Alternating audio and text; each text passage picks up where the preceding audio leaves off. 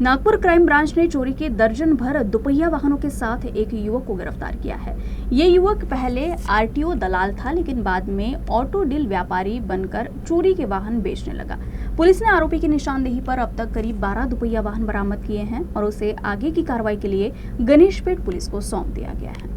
Crime branch द्वारा पकड़ा गया यह शातिर चोर सचिन पुंडलिक अतकरी है, जो कि सिद्धेश्वर नगर का निवासी है। सचिन पहले आरटीओ में दलाली करता था, लेकिन इस काम से खुश नहीं था, इसलिए उसने चोरी का रास्ता अपना लिया।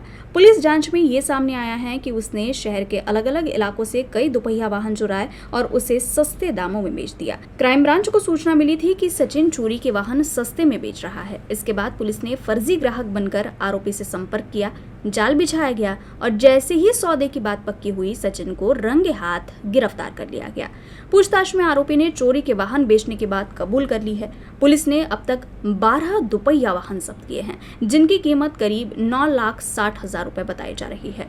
पुलिस को संदेह है कि उससे और भी चोरी के वाहन बरामद हो सकते हैं।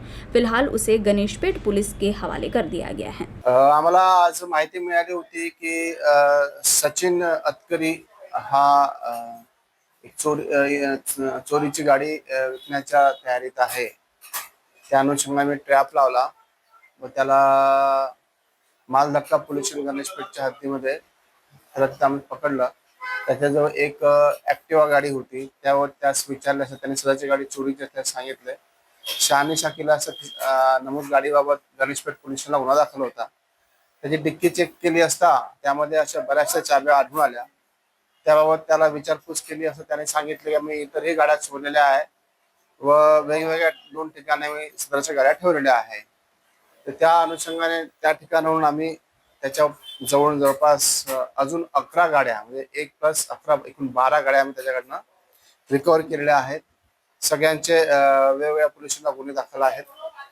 पुढील तपास चालू आहे।